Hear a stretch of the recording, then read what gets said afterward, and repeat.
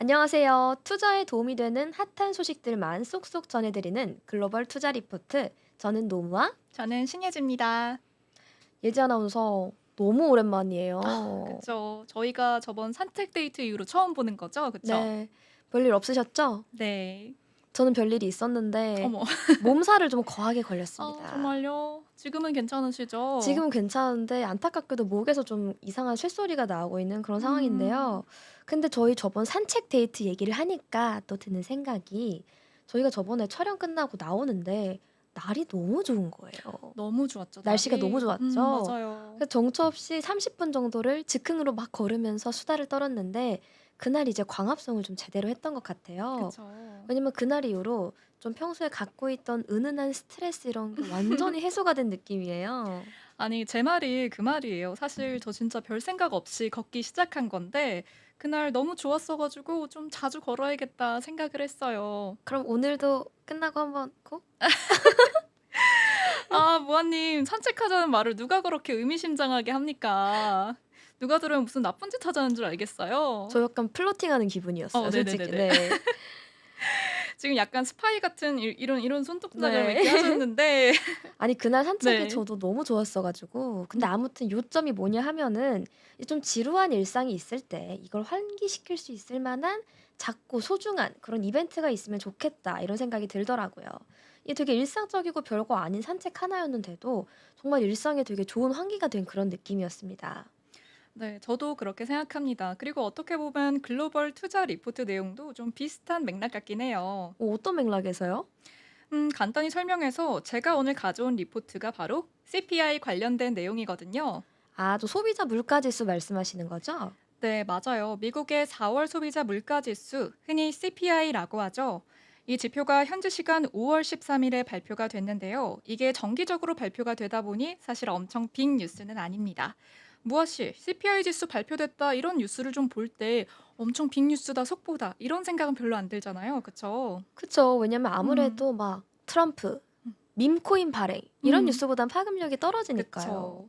사실 저 처음에 이 뉴스 네. 보고 너무 황당했던 게 이게 트럼프가 했으니까 그나마 네. 좀 용인이 되는 거지 음, 이 뉴스를 한국에 대입해 보면 음, 사실 정말 웃겨지거든요. 예지 그쵸. 하나 생각해 보세요. 네. 막 오늘 아침에 김문수 밈코인 발행, 좀 이상한데요? 이재명 이에 맞서서 네. 밈코인 발행 이러면 네네. 진짜 한국 난리 날 것 같아요. 그러니까요. 정말 이런 뉴스들이 넘쳐나고 있는데 사실 갑자기 4월 CPI 지수가 발표가 됐습니다. 그러면 사실 임팩트가 없다고 볼 수도 있겠는데 오늘의 요점은 바로 이 임팩트 없어 보이는 일상적인 보도가 근본이 있다는 거. 결국 올바른 방향 가진 투자하려면 이런 애들을 잘 살펴봐야 된다는 겁니다. 바로 이제 일상적인 산책이 저희에게 음, 중요한 리프레시가 됐던 것처럼 맞아요. 너무 자극적인 뉴스 말고 이런 CPI 같은 근본적인 소식에 관심을 가져보면 좋겠다. 이렇게 이해할 수 있을 것 같습니다. 네, 역시 훌륭한 요약. 그러면 오늘 본격적으로 첫 번째 리포트부터 살펴보도록 하겠습니다. 네, 오늘 미국의 4월 소비자 물가 지수 흔히 CPI라고 하죠. 이 지표가 현지 시간 5월 13일 오전 8시 30분 시장의 높은 관심 속에 발표가 됐습니다. 여기서 잠깐 CPI가 뭔지 먼저 간단히 짚고 가볼게요. CPI란 소비자 물가 지수를 뜻하고요. 미국 가계가 실제로 소비하는 상품과 서비스의 가격 변동을 보여주는 대표적인 물가 지수입니다. 주는 대표적인 물가 지수로서 휘발유, 식료품, 주거비, 의료 서비스, 여가 비용 같은 걸 종합해서 산출을 하는데요. 시장이 이걸 왜 이렇게 민감하게 보냐면 바로 연준이 기준금리를 정할 때 가장 중요하게 생각하는 지표 중에 하나이기 때문입니다. 그래서 이번 4월 CPI는 특히나 중요했습니다. 미국 경제가 둔화되는 조짐 속에서 물가가 얼마나 안정되었는지 확인할 수 있는 기회였고요. 이번 발표를 통해 향후 연준의 금리 정책 방향에 대한 시장의 기대감도 조율될 수밖에 없었습니다. 자, 이제 본격적으로 수치와 해석으로 좀 들어가 보겠습니다.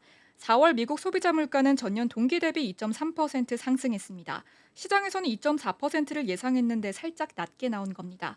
핵심 물가, 그러니까 변동성이 큰 식료품과 에너지를 제외한 물가는 2.8% 올랐어요. 이것도 시장 예상이 2.9%였으니까 예상보다 소폭 낮게 나온 거 볼 수 있습니다. 겉으로 보면 물가가 잡히는 흐름 아닌가 싶을 정도죠. 그런데 속을 들여다보면 그렇게 간단하지가 않습니다. 일단 긍정적인 부분부터 보자면 공급 쪽 압력이 확실히 줄었는데요. 그럼 앞서서 CPI가 발표된 5월 13일 기준 미증시 마감 지수를 좀 보겠습니다. 다우존스 42,140.43 찍으면서 마이너스 0.64% 하락하는 모습 보여줬고요. 나스닥 지수 19,000선 유지하면서 1.61% 상승하는 모습 보여줬습니다. S&P 500 같은 경우에 5,886.55를 찍으면서 0.72% 하락했네요. 이렇게 CPI 지수가 지수에도 상당한 영향을 미치는 걸 좀 알 수 있는데요. 다음으로 에너지 물가 관련해서 좀 보겠습니다. 에너지 물가는 오히려 반등한 부분이 있는데요. 식료품 가격이 0.1% 내려가면서 전체적인 물가 안정에 힘을 보탰습니다. 참고로 식료품 가격이 이렇게 전월 대비 하락한 건 2020년 7월 이후 처음이라고 합니다. 특히 고기, 생선, 계란 같은 품목들이 내려간 걸 볼 수가 있는데요. 작년 말부터 불안했던 식료품 쪽이 안정된 게 인상적이라고 할 수 있겠죠. 또 자동차 관련 물가도 안정된 모습 보여줬습니다. 신차 가격은 거의 그대로인데 중고차 가격이 계속 떨어지고 있어요. 더 자세한 걸 보시면 자동차 물가가 2개월 연속 하락한 모습 보여주고 있습니다. 비내구재 같은 경우에도 0.1% 떨어졌어요. 이런 핵심 재화 물가 쪽은 확실히 안정세가 뚜렷한 모습 보여주고 있습니다. 자, 그럼 문제는 뭐냐? 바로 서비스 물가 쪽입니다. 서비스 물가가 쉽게 꺾이지 않고 있는 게 시장의 부담 요인이죠. 주거비는 0.3%, 의료 서비스는 0.5%나 올라서 아직도 코로나 이전 대비 높은 상승률을 유지하는 모습 보여주고 있습니다. 운송 서비스도 3월에는 마이너스 1.4%로 떨어졌는데 4월에는 소폭 반등해서 0.1% 올랐습니다. 이게 또 아주 꺾인 거는 아니라는 얘기죠. 또 하나 시장에서 주목한 건 바로 관세 이슈입니다. 지금 미국은 중국, 영국 같은 주요국들에 비해서 여전히 관세율이 높게 유지가 되고 있는데요. 실제로 작년 말에 기업들이 선제적으로 수입을 늘렸는데 그 재고가 5월 중순부터 슬슬 소진되기 시작한다는 점. 이러면 수입 비용 부담이 올라가고 또 6월부터 물가에 본격 반영될 수 있다는 겁니다. 그래서 시장에서는 이번 물가 발표만 보고 섣불리 안심하기엔 좀 이르다는 시각이 많습니다. 이번 물가 안정에는 두 가지 이유가 있었습니다. 첫째는 노동시장이 조금 식고 있다는 점, 그리고 임금 상승 압력이 완화가 되면서 수요 쪽에서도 물가 압력이 약해졌습니다. 둘째는 전반적인 경기 부진, 미국 소비자들도 지갑을 닫기 시작했다는 거죠. 그렇다고 너무 좋아할 필요는 없습니다. 왜냐하면 앞서 말씀드린 대로 관세 이슈라든지 서비스 물가 쪽에서는 여전히 리스크가 남아있고요. 특히 중국과의 무역 갈등이 다시 살아나게 된다면 하반기에는 예상 밖의 물가 상승 압력이 다시 올라올 수도 있겠습니다. 그래서 연준도 이번 지표만 보고 정책 스탠스를 바꾼 것 같진 않아 보이고요. 시장에서는 원래 7월 금리 인하 가능성에 조금 더 무게를 두고 있었습니다. 그런데 이번 CPI 보고서가 나오고 나서도 그 기대감이 조금 더 약해졌다고 보는 게 맞을 것 같습니다. 결국 시장에서는 이번 물가 지표를 너무 낙관적으로 보지 말고 물가는 안정세로 접어든 건 맞지만 속도는 느릴 수 있다. 그리고 연준이 금리 인하를 서두를 만한 상황은 아니다. 이렇게 보는 게 좀 현실적일 것 같습니다. 주식시장에서는 그래서 기술주 중심의 나스닥이 1.2% 가까이 강하게 오른 모습 보여주긴 했지만요. 이게 추세적인 상승으로 이어질지는 조금 더 지켜봐야 할 것 같습니다. 특히 기업 실적 시즌 들어가고 있기 때문에 이번 물가 완화에 대한 안도감이 오래가지 않을 수도 있다는 점 투자자분들은 유의하셔야 할 것 같습니다. 네, 예지 아나운서 감사합니다. 근데 너무 신기한 게 네. 저도 오늘 비슷한 맥락으로 좀 준비를 그런가요? 해봤거든요. 오늘의 테마가 그거잖아요. 일상의 소중함? 네, 무아 아나운서도 혹시 약간 지수 발표 이런 느낌인가요? 근본 있는 약간 투자 마인드? 비슷한 듯 조금 다른데요. 네. 예지 아나운서 혹시 어닝 시즌이라고 들어보셨죠? 그럼요. earning season 말하는 거 맞죠? 발음 대박. 저 순간 감탄해서 네. 다음 내용 뭐 해야 되는지 살짝 까먹은 것 부끄럽게 왜 같은데. 그러세요? 네, 아무튼 제가 이번에 가져온 리포트 바로 어닝 시즌 관련된 소식입니다. IBK 투자증권의 조경진 애널리스트 의견 참고해 봤는데요. 어닝 시즌이 무엇이냐? 쉽게 말해서 기업들이 지난 분기의 실적을 발표하는 시즌입니다. 우리로 따지면 대학생의 성적 발표 기간 이런 느낌인 것 같은데요. 이 기간에 기업들이 얼마나 잘했는지 혹은 못했는지 그 발표가 이뤄지는 거죠. 오늘 리포트 1분기 어닝 시즌 관련 소식인데요. S&P 500 기업들 중 90% 이상이 실적을 발표했다고 합니다. 자, 5월 12일 미국과 중국의 관세 전쟁이 해소가 되는 기미 보여줬었죠. 양측이 상호 관세를 각각 115% 인하하기로 합의를 본 건데요. 이 가운데 S&P 500 내 전반적인 업종들이 상승세 보여줬습니다. 특히 자유소비재, IT, 그리고 커뮤니케이션 섹터 순으로 높은 상승폭 보여줬는데요. 수치로 살펴보면 자유소비재가 5.7%, IT가 4.7%, 커뮤니케이션 섹터는 3.4% 상승했습니다. 그리고 흔히 배트맨 기업들이라고 하죠. 예지 아나운서 들어보셨나요? 배트맨이요? 네. 배트맨이 기업 차렸나요? 이 원활한 진행을 위해 네. 능청스럽게 모른 척 해주셔서 정말 감사합니다. 네. 저 방금 되게 기를 쓰고 모른 척하는 예지 아나에게 큰 감동을 받았어요. 아 저 연기 그렇게 못하나요? 아, 원래 잘하는데 네네네. 방금? 예. 방금 약간 발연기? 됐고요. 빨리 설명이나 좀 부탁드립니다. 네, 이제 배트맨 기업 이제 M7이라는 단어도 약간 끝물 느낌이 나는 것 같습니다. 네네. 월가에서 올해 증시를 이끌 걸로 기대되는 기업들의 앞글자를 따서 만든 용어인데요. 한마디로 미국 증시의 주도주라고 할 수 있을 것 같습니다. 쉽게 말해 M7에 브로드컴 하나가 추가됐다고 보면 되는데요. 음. 전반적으로 이 배트맨 기업들 주가 크게 반등했습니다. 아마존과 메타는 우선 거의 8%대 상승률 보여주고 있고요. 브로드컴과 애플, 테슬라가 6%대 상승을, 엔비디아 5.4%, 알파벳 3.7%, 그리고 마지막 마이크로소프트까지 2.4%대의 상승 보여주고 있습니다. 이 중에서 관세 노출도가 가장 높았던 아마존이 가장 가파른 상승세 보여주고 있네요. 관세 노출도가 컸다는 게 이게 좀 영향을 많이 받았다는 거죠? 네, 아무래도 이제 아마존의 수익 모델 음. 자체가 다양한 제품을 해외에서 조달하는 거다 그쵸. 보니까 관세 부과의 영향을 가장 직접적으로 받을 수밖에 없는 기업이었습니다. 음. 아마존이 이제는 아마존 웹 서비스나 AI 그리고 소프트웨어 기업으로도 자리를 잡았지만 사실 기본적으로는 판매 기업으로 출발을 했잖아요. 그쵸. 그래서 매출의 55% 정도가 지금 온라인 그리고 오프라인 스토어에서 나오고 있는 상황입니다. 절반이 넘는 거죠. 음. 특히 직판 제품의 경우에는 중국 제품이 25%였는데요. 그래서인지 이 트럼프발 관세 전쟁 내내 주가가 전반적으로 이런 많은 하향세 보여줬었습니다. 올해 2월 초에 242달러 가량이었다가 4월 초반에는 161달러 선까지 터치했었고요. 그러다 관세 회복 얘기가 나오면서 이제 5월 14일 기준 210달러 선에서 좀 견고하게 지지선 만들어주고 있습니다. 확실히 이 관세 리스크가 주요 지수랑 주가에 정말 많은 영향을 주는 것 같아요. 네, 그래도 아직 연초에 비하면 배트맨 기업들 아직 완전히 회복한 상태는 아닙니다. 그래서 배트맨 약자 순서대로 하나씩 설명드리자면요. 네. 연초 고점 대비 브로드컴 마이너스 9%, 애플 마이너스 16%, 테슬라 마이너스 26%, 어.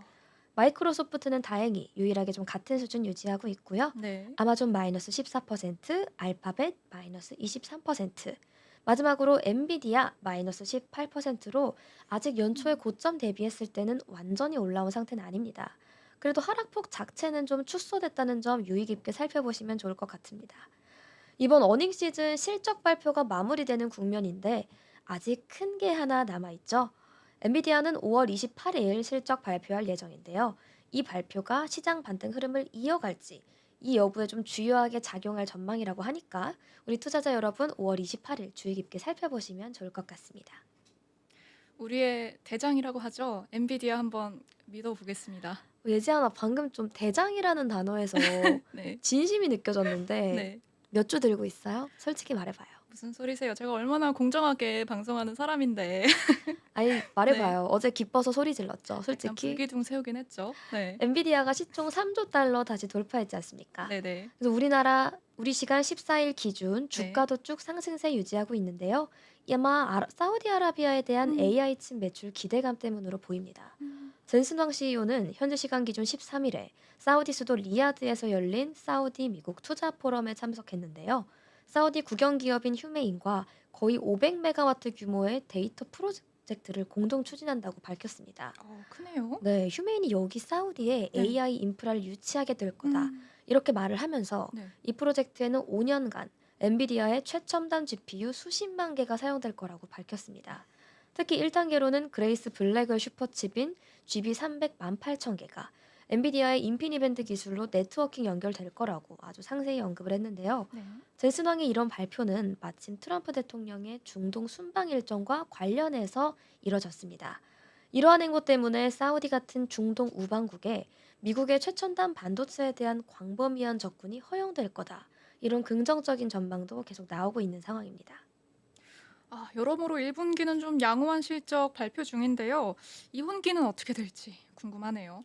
네, 5월 12일 기준 S&P 500에 포함된 기업 중 90%는 25년 1분기 실적 발표 완료했다고 아까 말씀을 드렸습니다. 네. 이 중 78%의 기업이 예상 EPS를 훨씬 상회하는 실적을 발표를 했는데요. 아, 이 EPS가 주당 순이익을 말하는 네. 건데 기업의 총 순이익을 주식의 개수로 나눈 값을 말합니다. 보통 기업의 당기 순이익에서 우선주주 배당금을 뺀 값을 이제 기간 내 발행된 주식수로 나누면 됩니다. 정말 쉽게 말해서 기업이 그 기간 동안 벌어들인 이익이 얼마냐 이걸 얘기하는 거예요. 무아나 갑자기 설명이 너무 친절해졌어. 이거 무슨 일인가요? 이 사연이 있는 게 네네. 예지하나 제가 네. 이거를 친구들을 보여줬거든요. 아 진짜요? "너네 빨리 와서 좋아요도 음. 누르고 와서 조회수도 올려라." 이렇게 좀 귀여워요. 은밀하게 지령을 네네. 내렸는데 컴플레인이 들어왔습니다. 뭐라고 들어왔나요? "네가 말하는 거 뭔 소린지 하나도 모르겠다." 아 정말요? 네. "우리 같은 금융 문맹에게 설명이 너무 네. 불친절하다." 그래서 음. 얼마 전에 네네. 저처럼 이런 간단한 용어도 헷갈리실 시청자분들을 위해 오늘은 좀 더 친절하고 자세한 설명으로 돌아왔습니다. 저도 사실 작년까지만 해도 네. EPS? 그게 뭐야? EPL은 아는데?" 이러고 있었거든요. 너무 웃기네요 지금. 친구분들에게 좀 한마디 하실 수 있는 기회를 제가 좀 드려 제 보겠습니다. 예. 친구들에게요? 네네네. 그럼 사실 영상 편지. 네. 친구들보다 저희 엄마 아빠가 정말 열심히 보고 있는데 네. "엄마 아빠 너무 사랑하고 항상 존경합니다. 제가 자꾸 이거 한다 저거 한다 속을 정말 많이 썩이는데 너무 사랑하고 항상 감사하고 있어요. 그리고 친구들아 나한테 주식 뭐 사면 되는지 그만 물어봐. 그걸 알면 네. 내가 지금 여기서 이러고 있겠니? 뭔가 다른 걸 하고 있지 않을까? 지금 EPS 아 계산법도 이거 하면서 네네. 알았는데 어떻게 알겠니?" 아니 무아나 인사를 하라고 했는데 왜 화를 내시는 거예요? 아니 제가 네네. 서울경제에서 이거 음. 찍는다고 음. 하니까 정말 다들 한 명도 빠짐없이 저한테 종목을 짚어 아 달래요. 그래요? 네네. 미치겠어요 사실. 아 네네. 자 이 좀 진정을 좀 네. 하시고 저는 그럼 좀 다른 거 좀 질문을 해 볼래요. 1 분기에 좀 양호한 실적 과연 2 분기에도 쭉 영향 미칠까요? 이 긍정적인 흐름 좀 계속됐으면 좋겠는데요. 네, 아까 78%의 기업이 예상 EPS 상회했다고 말씀을 드렸죠. 통계상 이제 1분기에 긍정적인 EPS 보고한 기업은 실적 발표하기 전 2일부터 실적이 발표된 후 2일까지 주가가 좀 상승하는 경향이 있습니다. 그 음. 5년간 이 평균적인 상승률이 1%였다면 이번에는 평균적 상승률이 2%에 육박했습니다. 그러면 당분간 좀 기업들의 주가에 좀 집중을 해 보면 좋겠네요. 네, 맞습니다. 그리고 반대로 1분기에 부정적인 EPS 발표한 기업들은 실적 발표하기 전 2일에서 실적이 발표된 후에 2일까지 주가가 한 2일 사이 평균 1.7% 정도 하락했습니다. 그런데 5년 평균 하락률은 사실 또 2.3%예요. 음. 요약하자면 부정적 실적 발표에 대해서도 시장의 반응이 좀 완화가 됐다고 볼 수 있죠. 음. 이러한 반응의 원인 중 하나는 기업들이 2분기에 대한 긍정적인 가이던스를 제공했기 때문이라고 생각합니다. 현재까지 S&P 500 지수 내 75개 기업이 2025년 2분기 EPS 가이던스를 발표했는데요. 이 중 34개, 즉 45%의 네. 기업들이 긍정적인 가이던스 음. 발표했습니다. 또 5년 평균치랑 비교해 보자면 43%로 역시 조금 상회하는 비율이라고 볼 수 있죠. 네. 요약하자면 상승 비율은 5년 평균보다 높고 하락 비율은 5년 평균보다 낮은 모습 보여주고 있네요. 네, 전반적인 느낌이 아주 좋다고 할 수 있을 것 음. 같습니다. 그런데 또 마냥 2분기 실적도 덩달아 좋을 네. 거다 이렇게 확언하긴 어려운 부분이 음. 2분기 시장의 EPS 전망치는 2분기 초부터 평균 대비 조금 하향 조정되고 있습니다. 음. 기업들은 긍정적 가이던스 제공하고 있지만 여전히 관세 이슈 불안전하고요. AI 투자 축소에 대한 우려가 있기 때문입니다. 때문에 아까도 말씀드렸다시피 5월 네. 28일 엔비디아 실적 발표가 굉장히 중요한 그런 분기점 될 것 같습니다. 남은 주요 기업들의 행보가 시장 전망치 변화에 주요한 이벤트로 작용할 것이다. 이렇게 리포트에서는 분석하고 있네요. 네. 어닝 시즌 기업들의 실적 발표 날이라고 볼 수 있죠. 이번 어닝 시즌과 앞으로의 전망 깔끔하게 잘 요약해 주셨습니다. 네, 다음 어닝 시즌 전까지는 또 어떤 일이 있을지 궁금해지는데요. 오늘 글로벌 리포트 투자 소식 잘 들으시고 언제나 현명한 투자하시길 진심으로 응원합니다. 네. 이번에 준비한 이슈 비트코인 이야기입니다. 정말 오랜만에 좀 숨통 트이는 흐름 나왔어요. 네, 맞아요. 그동안 좀 꽉 막힌 흐름이었는데 이번에 미국에서 발표된 CPI 덕분에 시장 분위기가 좀 달라졌죠. 네, 미국 4월 소비자 물가지수 CPI 발표가 됐죠. 예상보다 소폭 낮은 수치가 나오면서 시장에서는 금리 인하 기대감이 다시 살아났습니다. 그래서 비트코인도 같이 반응하는 모습 보여줬죠. 네, 비트코인 24시간 기준 촬영일 기준으로 1.47% 올라서 코인마켓 기준 10만 3,842달러, 국내 빗썸에서는 1억 4,609만 원, 업비트에서는 1억 4,603만 원으로 회복하는 모습 보여주기도 했습니다. 이 회복세 흐름은 미국 측에서 좀 더 강력하게 나오고 있네요. 그렇죠. 또 오늘 시장에서 주목된 거는 비트코인뿐 아니라 이더리움 급등이었습니다. 이더리움이 진짜 네. 오랜만에 시원하게 올랐죠. 네, 빗썸에서는 5.7% 상승해서 377만 원, 업비트에서는 무려 8.03% 급등해서 같은 377만 원에 거래되는 모습 보여주기도 했습니다. 코인마켓캡에서는 8.55%나 올랐더라고요. 2,682달러 기록 중입니다. 이렇게 이더리움 같은 알트코인이 비트코인보다 강하게 좀 튀어 올랐다는 건 시장이 조금 더 리스크 선호 쪽으로 이동하고 있다는 의미이기도 합니다. 이제 금리 인하에 대한 기대감이 네, 위험 자산 선호 심리를 자극하고 있다. 이렇게 풀이할 수 있겠네요. 맞습니다. 근데 국내에서는 여전히 역김치 프리미엄이 있어요. 네, 김치 프리미엄이 여전히 마이너스 구간 유지 중입니다. 크라이 프라이스 기준 오늘 오전 9시 28분 현재 비트코인 김치 프리미엄은 마이너스 0.78% 찍는 모습도 보여줬는데요. 아니, 국내 가격이 해외보다 네, 싸다는 건데 이건 아직 국내 투자자들의 분위기가 완전히 살아나진 않았다. 이렇게 해석할 수도 있겠죠? 그렇죠. 아무래도 지난해부터 이어진 하락장의 이런 후유증이 국내에서는 좀 더 깊게 남아 있는 듯합니다. 그런데 여기서 눈에 띄는 포인트가 바로 미국 코인베이스에서 대규모의 비트코인 출금이 있었습니다. 네, 맞아요. 코인데스크 보도에 따르면 지난 9일 하루 동안 비트코인 9,739개, 금액으로는 약 10억 달러, 우리 돈 약 1조 4,155억 원어치가 코인베이스에서 빠져나가는 모습 보여줬습니다.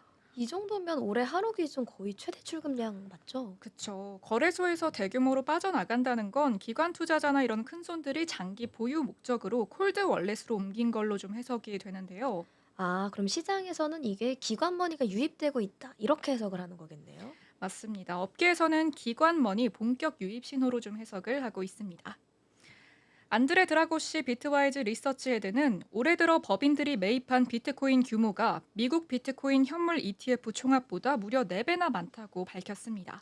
ETF보다 4배나 많다는 건 기관들이 훨씬 공격적으로 좀 비트코인을 사들이고 있다는 얘기 같습니다.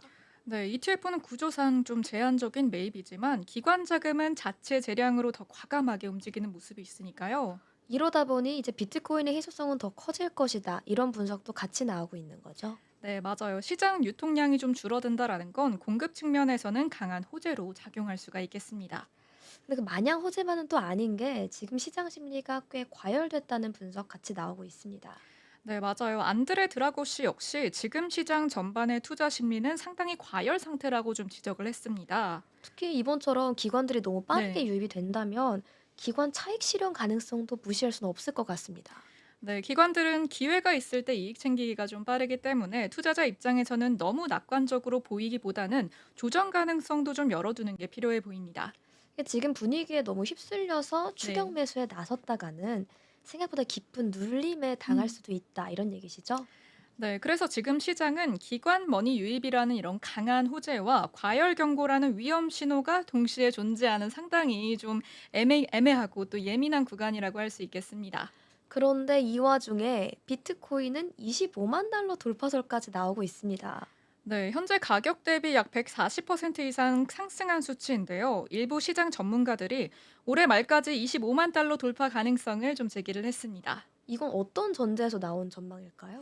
네, 지금 기관 유입 속도가 지금처럼 계속 유지된다는 가정하에서 나온 전망이라고 할 수 있을 것 같습니다. 근데 이건 어디까지나 상당히 좀 낙관적인 그런 시나리오죠? 네, 그런 부분도 있는데요. 게다가 연내 금리 인하 기대감이 현실화되어야 가능한 그림인데 아직은 좀 불확실성이 남아 있다라고 말할 수 있을 것 같습니다. 그럼 결국 지금 시장 상황은 과열과 낙관 이 양쪽으로 찍힌 분위기겠네요. 네, 그래서 투자자들은 숫자보다 흐름과 심리를 읽는 냉정함이 좀 더 필요한 시점이라고 할 수 있을 것 같습니다. 정리하자면 CPI 발표로 숨통은 좀 트였지만요. 기관 투자자들의 움직임과 과열 신호까지 같이 읽어야 된다. 숫자보다 중요한 건 그 숫자 뒤에 숨겨진 흐름과 심리다. 오늘 이 점 꼭 기억하시면 좋을 것 같습니다. 네, 다음 시간에도 데이터 뒤에 숨은 시장 이야기 쉽고 빠르게 풀어드리겠습니다. 네, 그럼 이제 무하하나가 마지막 코인 소식 전해주시겠어요? 네, 제가 아까 이재명 밈코인 발표, 김문수 맞서서 밈코인 발표, 네. 대선 주자들의 골 때리는 밈코인 대결 이런 얘기 막 했었잖아요. 네, 뭔가 오늘 소식이랑 좀 관련이 있나 보네요. 네, 맞습니다. 이제 곧 네. 대선이 다가오는 만큼 각 대선 후보의 공약이 한국 가상시장 생태계에 어떤 영향을 미칠지 그걸 간단히 알아보려고 하는데요. 네, 6월 3일 대선은 아마 역대 최초로 주요 후보들이 가상자산 관련 공약을 전면에 내세우는 최초의 대선이 될 것 같은데요. 그렇습니다. 최근 이제 미국과 중국의 무역 긴장이 완화됨에 따라서 기대감이 올라가고 비트코인이 주목받고 있는데요. 과연 상승세를 이어갈 수 있을지 그게 음. 궁금해집니다. 비트는 지난 8일 10만 달러 선을 돌파한 이후 미국과 중국이 관세 인하에 합의했다는 소식이 음. 들리며 한때 10만 6천 달러까지도 육박을 했었는데요. 그리고 정치권에 따르면 더불어민주당 이재명 후보와 국민의힘 김문수 후보 모두 네. 나란히 가상자산 현물 ETF를 허용하겠다고 공약을 어, 했습니다. 이제 그렇군요. 비트코인 등 네. 주요 가상자산을 기초자산으로 한 ETF를 국내 증시에 상장할 수 있도록 문호를 개방을 해서 관련된 투자를 더욱 활성화하겠다 이런 계획이라고 볼 수 음. 있는데요. 특히 더불어민주당 이재명 후보 자신의 페이스북에 청년의 자산 형성을 돕겠다 이렇게 남겼습니다. 그 일환으로 가상자산 현물 ETF를 도입하고 통합 감시 시스템을 구축하겠다고 밝혔습니다. 거기다 가상자산 거래 수수료도 낮추겠다고 발언을 네. 했으니까요. 이번 대선에서 이 가상자산 관련 문제를 꽤 중요하게 바라보고 있다는 점이 드러나는 거죠. 음. 또한 이제 지난 27일 당내 경선에서는 정부 기관들도 가상자산에 투자할 수 있게 허용하겠다고 그렇게 언급을 했습니다. 그럼 그동안은 지금 우리 기관은 가상자산 투자가 좀 금지가 되어 있었나요? 그럼요. 이제 어. 코인이 많이 양지로 올라온 네. 느낌이긴 하지만 여전히 제도권에 완전히 편입되진 않았다는 게 바로 이 얘기입니다. 그렇군요. 특히 금융당국은 가상자산의 위험이 금융 시스템으로 전이될 위험이 있다면서 가상자산 현물 ETF에는 신중한 입장을 유지를 했었거든요. 근데 이제 현물 ETF가 도입이 된다면 금융사 자체가 가상자산을 보유를 해야 되는데 만약에 이걸 네. 허용해주면 가상자산의 변동성이 금융시장 자체의 안정성 음. 그리고 금융사의 건전성에 좀 부정적인 영향을 줄 수 있다. 이렇게 생각을 했던 것 같습니다. 뭔가 좀 느낌이 이번 대선에서 가상자산을 메인 테마로 좀 다룬다고 해도 이게 완전히 제도권으로 편입되려면 시간이 정말 많이 걸릴 것 같은데요. 네, 저도 비슷하게 생각을 했습니다. 실제로 2017년에 내놓은 가상통화 관련 긴급 대책을 보잖아요. 네. 정부는 애초에 제도권 금융기관이 가상화폐를 보유하는 것, 또 매입하는 것, 담보하고 지분 투자하는 것까지 전부 금지를 해놨습니다. 그런데 올해 3월 이제 당정이 시장 활성화를 위해 네. 가상자산 현물 ETF 도입을 검토를 했고 양당 후보가 모두 현물 ETF 도입을 공약으로 내세우면서 이제 관련 정책의 입안 속도가 좀 스피디하게 진행되는 거 아니냐 이런 음. 관측이 나와주고 있습니다. 근데 저 궁금한 게 현물 ETF가 도입되면 구체적으로 좀 뭐가 달라지나요? 이렇게 설명하시면 아마 음. 확 와닿으실 텐데 네네. 일단 지금 저희가 가상자산을 구매를 하려면 별도의 지갑을 만들고 음. 이런 부수적인 절차가 많이 네, 필요합니다. 그쵸. 그런데 ETF가 도입이 되면 투자자는 별도의 가상자산 지갑이나 거래소 없이도 이제 증권 계좌만으로도 가상자산에 투자가 가능해지는 거죠. 그러니까 투자가 굉장히 편해진다. 이렇게 보시면 됩니다. 음. 그래서 이제 두 후보 다 좀 현물 ETF를 도입하겠다고 하는 거구나. 네. 그리고 두 후보의 네. 가상자산에 대한 의견 차이는 바로 네. 스테이블 코인 관련해서 나오고 아, 있는데요. 네네. 일단 이재명 후보 같은 경우 지난 8일 경제 유튜버들과 대담하는 자리를 가졌는데 원화 기반 스테이블 코인 시장을 만들어 놔야 이 네. 국부 유출을 만들 수 있다. 이렇게 음. 주장을 했습니다. 쉽게 말해서 나 원화 기반 스테이블 코인 시장 만들겠다. 이거죠. 사실 아까 이재명 밈코인 나오는 상상을 여기서부터 해봤습니다. 아, 그렇군요. 이제 좀 이해가 가네요. 그러면은 김문수 후보의 경우에는 어떤가요? 근데 국민의힘 측도 현물 ETF 허용, STO 법제화, 스테이블 코인 규율 등에 대한 논하며 네. 비슷한 정도로 언급을 해주고 있는데요. 반면 개혁신당의 이준석 후보는 네. BT ETF를 국가 전략 자산으로 일부 비축하자고 제안을 하면서도 국내용 스테이블 코인을 아무런 규율 없이 지금 음. 만들자. 이건 너무 현실 인식이 부족한 음. 거다. 이런 의견 내놓고 있습니다. 네, 여러분, 저희 오늘은 일상적인 것이 가장 중요하다. 이런 슬로건 아래에서 소비자 물가 지수, 그리고 어닝 시즌 실적에 대한 간략한 브리핑 짚어드렸고요. 가상자산에 대한 기대감이 커져감에 따라 코인 관련 뉴스도 한 개씩 준비해 봤습니다. 많은 도움이 되셨길 진심으로 바라고요. 네, 관세 갈등은 점점 해소가 되고 있는 것처럼 보이는데 얼마 전에 연준 이사가 발언했듯이 아무리 해소가 된다 해도 전반적 증시에는 어떻게든 영향을 줄 것 같습니다. 이렇게 혼란스러운 때일수록 근본이 되는 정보를 보고 현명하게 투자하시는 눈을 키우는 게 좋겠죠? 네, 그럼 저희는 다음에도 조금 더 알찬 정보 담아서 돌아오도록 하겠습니다. 지금까지 글로벌 투자 리포트의 노무와 신예주였습니다. 감사합니다. 감사합니다.